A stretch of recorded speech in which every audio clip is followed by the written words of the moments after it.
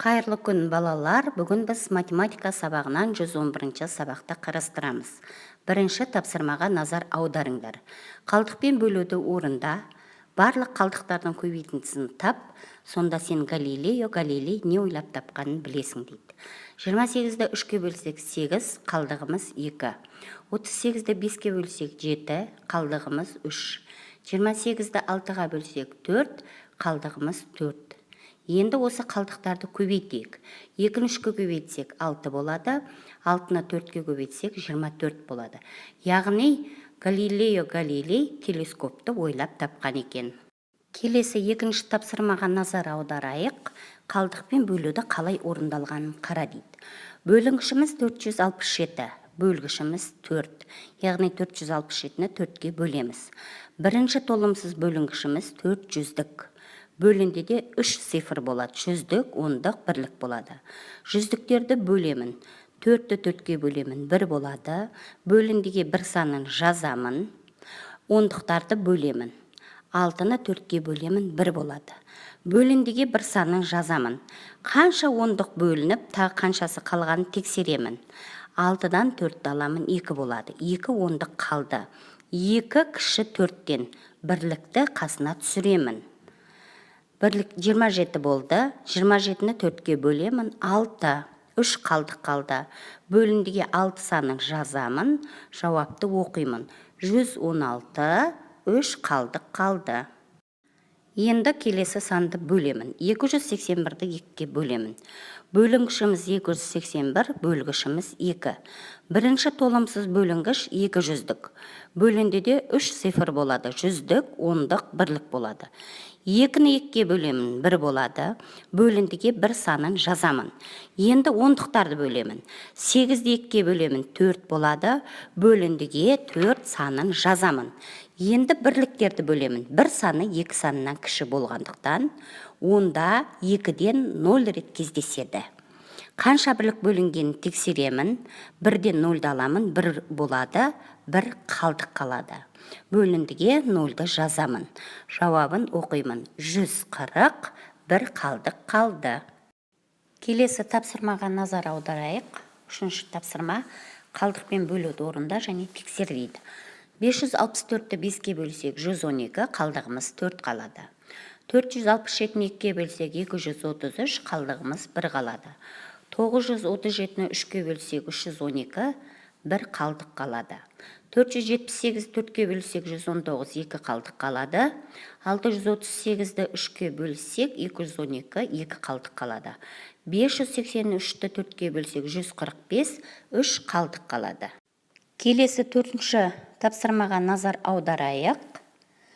Бір жыл ішінде растқанаға саяхатқа 369 оқушы келді. Бұл саяхатқа келген үлкендерге қарағанда 3 есе артық. Бір жыл ішінде растқанада барлық қанша саяхатшы болды дейді. Яғни балалар, бұл бізде жанама есеп. Алдымен бұл есептің шартын құрамыз. Оқушылар 369 болса, бұл үлкендерге қарағанда 3 есе артық дейді, яғни көп дейді. Ендеше үлкендер 3 есе кем деген сөз.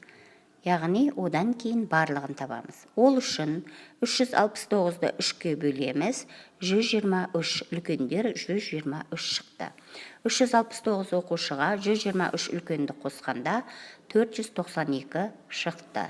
Барлығы 492 саяхатшы келді. Енді келесі тапсырмаға назар аударайық. Келесі тапсырмада қысқаша жазбаны сұрақпен толтырып есепті шығар дейді. Яғни растқанаға 14 адамнан 3 топ балалар кетті. 12 адамнан 2 топ ересектер кетті. Растқанаға барлығы неше адам келді деп есеп құрастырайық. Одан кейін оның шешуін және жауабын табамыз. Яғни алдымен 14-ті 3-ке көбейтеміз, 42 болады. Балалар тауып аламыз. Одан кейін 12-ні 2-ке көбейтеміз, 24 болады. Үлкендерді тауып аламыз. 42-ке 24-ті қоссақ, 66 болады. Яғни барлығы 66 адам келді.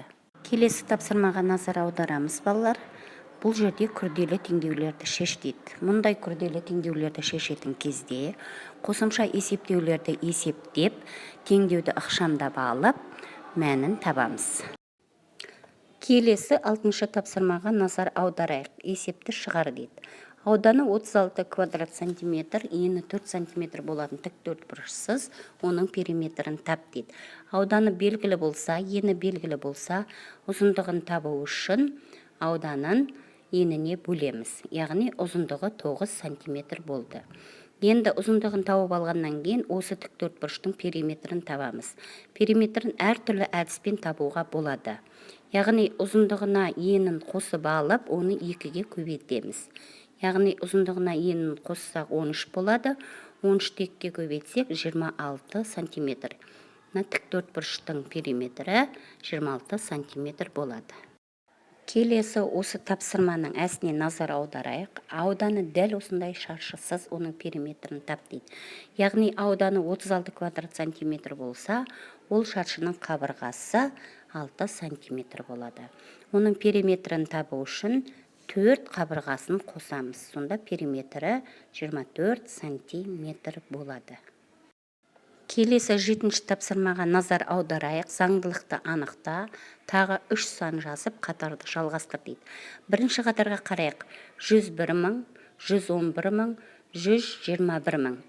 Яғни сандар 10 мыңға артып отыр. Ары қаратай 131 мың, 141 мың, 151 мың болады. Екінші қатарға қарайық. 909 мың, 808 мың, 707 мың. 101 мыңға кеміп отыр. 606 мың, 505 мың, 404 мың болады. Достар, 111-ші сабаққа берілген барлық тапсырманы қамтып өттік. Бүгінгі сабағымыз ұнаса, осы каналға тіркеліп, лайк басып кетіңіздер.